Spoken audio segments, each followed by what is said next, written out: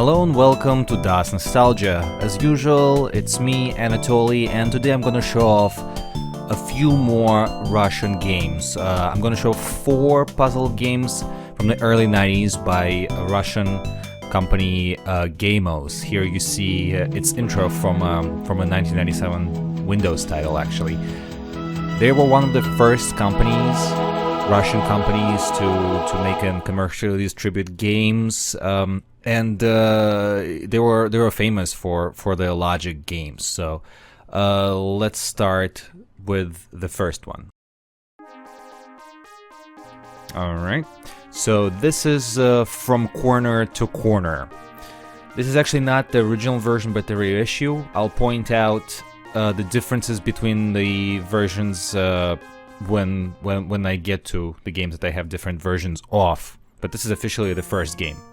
So here you can see this common theme of those round characters, in between all of those games.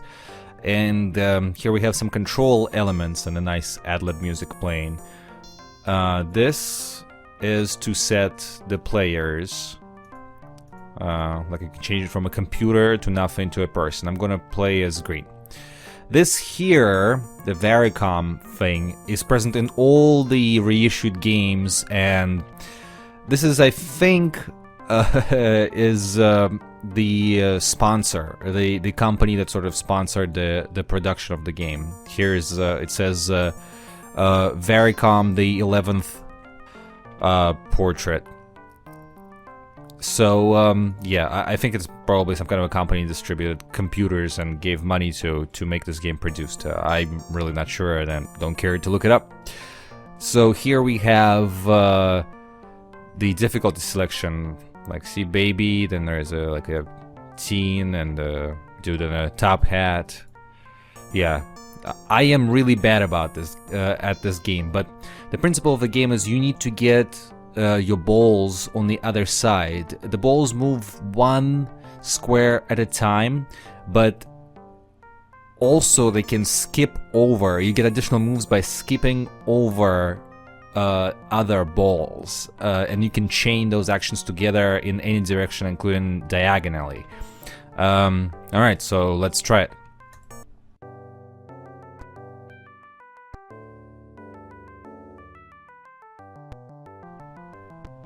Alright, you see how this is going, right? Yeah, that's why I'm really bad at this game.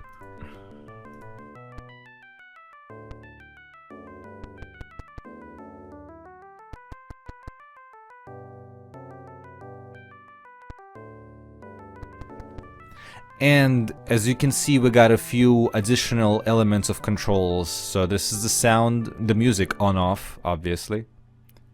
And it picks up right back where it was. And yeah, a percentage of how far we got. And the credits.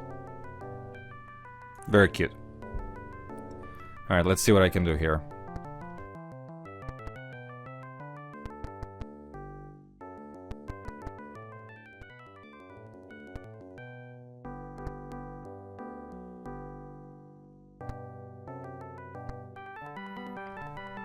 Alright, we have one winner. As you can tell, I'm really bad at this, so the game actually continues, even if there's just one player left, so there's no point in me playing. The red will actually not win because he blocked me, so neither of us can win, so this is gonna go on forever. Alright, so let's move on to the next game.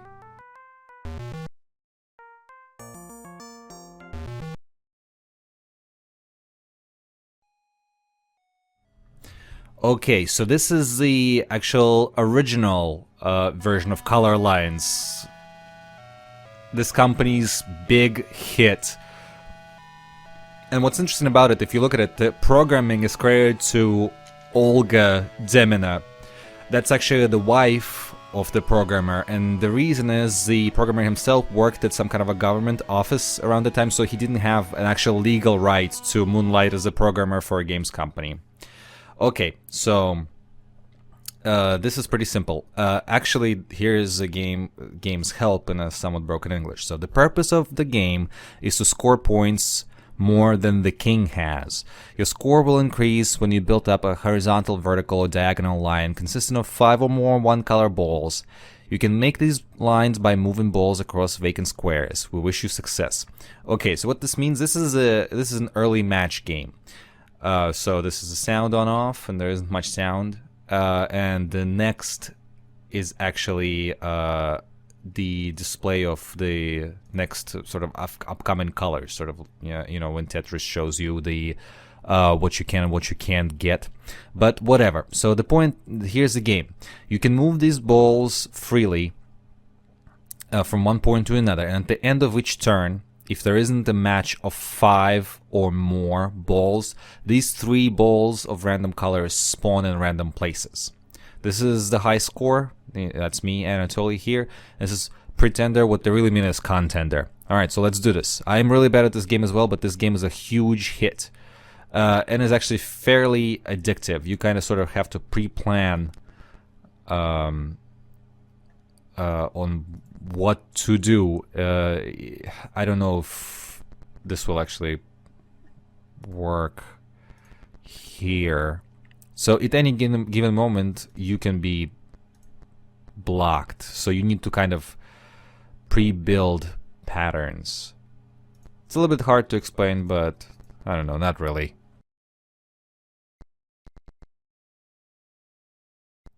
Alright, so let's see, I'm gonna make this first match here. If you make a match, the balls don't spawn. So you can sort of use that to your advantage.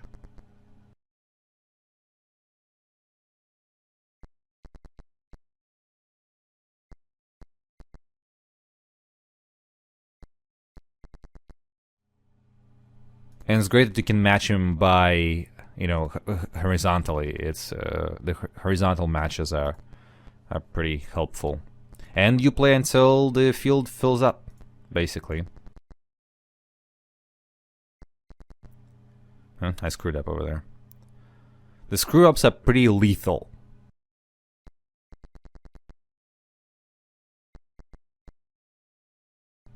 And of course, chance. This is largely a game of chance. It's pretty tough. It gets pretty intense.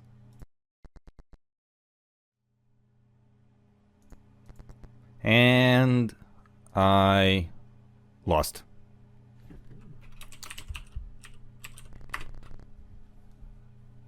And yeah, that is it. Huge hit. In every office you could find this game. Let me just quickly show you the updated game. So this is a 93 version with the corrected credit up front. And music. And this loading screen of the dude tapping. So now you can tell, well, first of all, it's in Russian, but I think all of those games were available in at least 3 languages. Ilya is the high score holder here. So this is a sound, this is a hint, of course the very calm, and this is to show the path. You can turn off the ball's travel thing. High score, consistent mostly of Ilya. Alright, let's restart. And yep, so the presentation's been changed a little bit, but you know, it's the same game.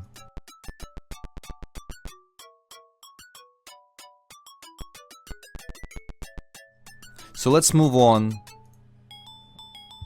to the next game. The next game is called Balda, and this is the original version from 1992. Okay, so, and I'm showing you the English version. So here we got the credits that are broken for some reason. So the sound. This actually shows the computer thinking. This gives up. This is a high score table. And this is a difficulty. So this is a sort of like a Scrabble clone, but a very easy one. Like, let's see Like, see, you add at each turn you can add one letter and then point out the word, and the whole you get 1 point for each letter, and that's how you compete. See, dwarf. It doesn't know this word. In this version you can add it. If you click, he'll write it down.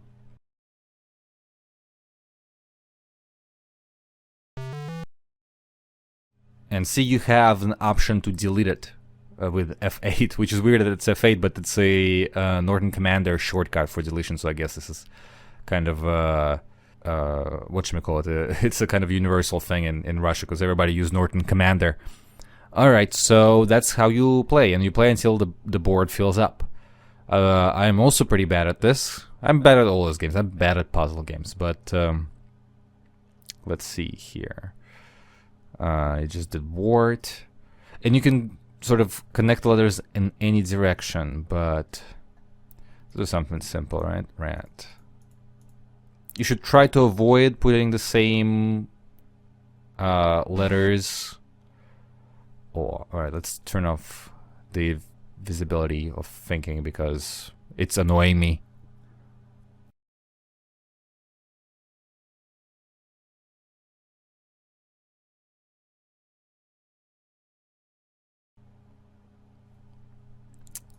I don't know.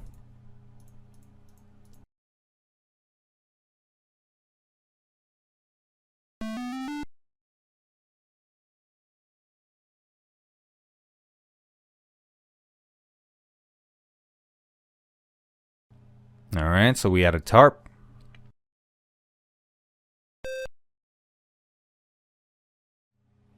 And it appears that I just put in a swear word and I won. So that's the game. It's very addicting. Let me show you the updated version.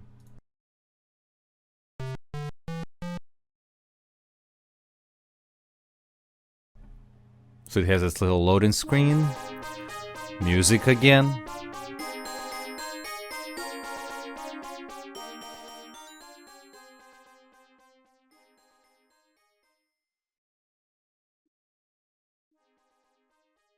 So we got the credits here. The difficulty, high score. Okay. And let's do it. You can turn the music on and off. It's like fades in and out.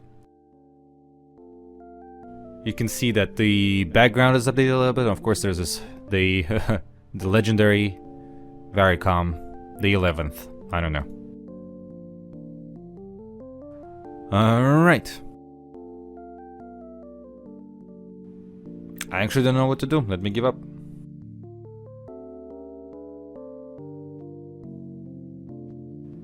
Bar. Wow.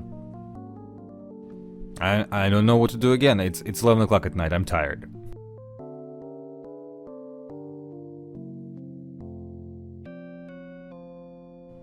Oh. Well, that's enough of that. Let's move on to the last game.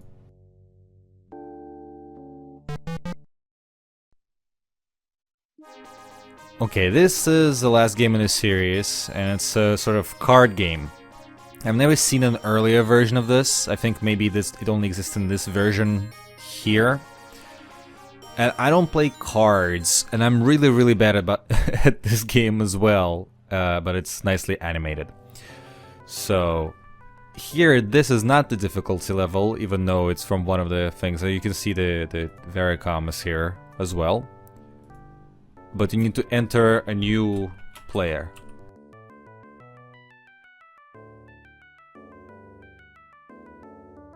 With the password, and now you can continue. So it's a very simple game. The rules are, you just place cards. There's a pot that is called bank here. And you can place the 9s out of order, but everything else that you can place is supposed to be adjacent to it. And the first player to get rid of all of their cards collects the pot. Pretty simple. Yeah, he's telling me to move on. and it's deceptively simple, but you need to sort of pre-strategize and block other players' movements and hold on to your cards. Like I know one of them doesn't have probably has a 6, but they can place it until I place a 7, so I'm gonna hold on to it. But then they can block in exactly the same way, and I had the difficulty set to minimum, and it's incredibly hard. See, like now I can't really put anything else down, so I will have to do this. And it's funny, when it's your turn, you go mouse pointer, watch it, it sort of selects the most obvious move you can make. You don't have to move the mouse, you can just click. Oh yeah, so if you don't have a card, you just put some money into the pot.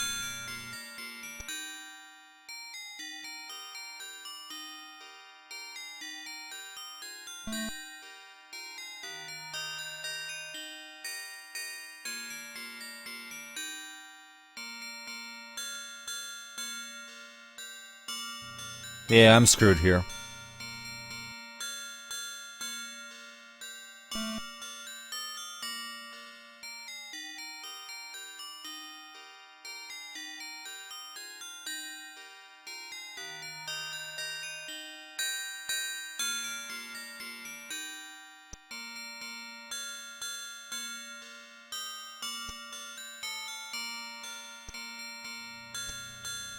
And this is it. The game just continues until you run out of money.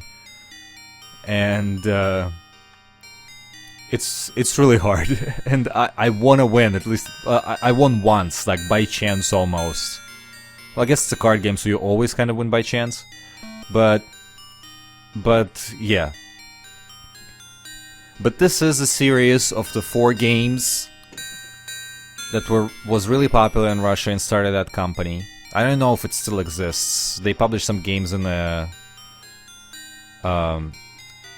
late 90s as well as the early 90s, and I really don't know what happened to them if they merged us with somebody. But all of those you can see they're neatly animated. All of them run in 640 by 350 EGA mode, and use it pretty well, I would say. So fairly cool examples of sort of early Russian game development. I don't know if those games were commercially successful, to be honest with you. Nobody really paid for games back then in Russia, so I couldn't tell you that. But you know, they were ported to Windows 3.1, and then the company moved on to making other puzzle games for Windows 95 and up, and a few not puzzle games either. And this is it. I'll probably add these games, not probably, but I'll eventually add those games to the Internet Archive, and you'll be able to play them in browser. Check out the links in the description. And this is it. Thank you for watching. I hope you enjoyed. This is another episode of me showing some Russian games, and see you next time. Goodbye.